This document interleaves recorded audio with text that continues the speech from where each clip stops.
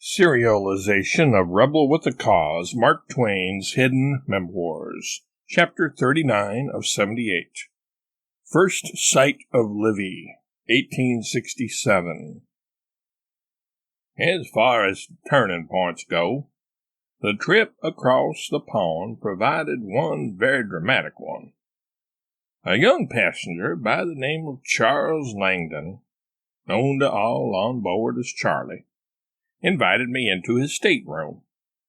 There I saw a photograph of a beautiful young woman. I inquired, wondering if it was a love interest of Charlie's.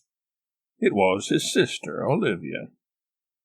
If there is no such thing as love at first sight, there is at least preliminary attraction at first sight, and from that moment forward, I contrived to form a friendship with Charlie that would lead to my being introduced to his sister one day.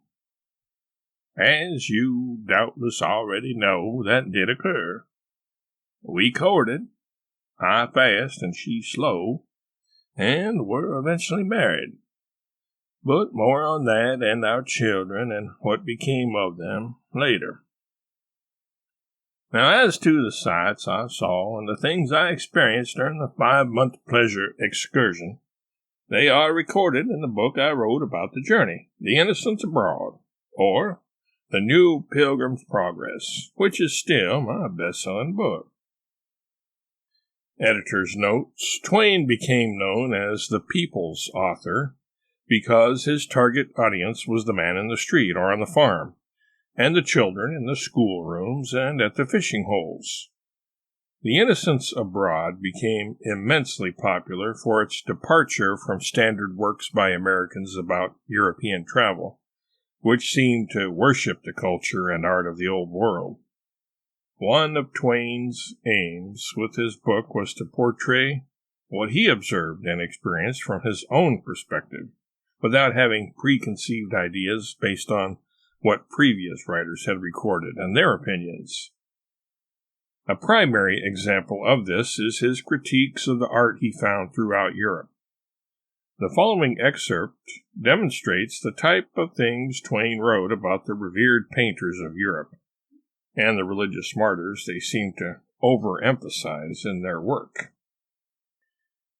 Now it does give me real pain to speak in this almost unappreciative way of the old masters and their martyrs, because good friends of mine in the ship, friends who do thoroughly and conscientiously appreciate them and are in every way competent to discriminate between good pictures and inferior ones, have urged me, for my own sake, not to make public the fact that I lack this appreciation and this critical discrimination myself.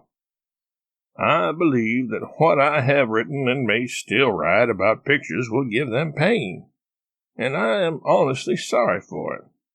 I even promised that I would hide my uncouth sentiments in my own breast, but alas, I never could keep a promise.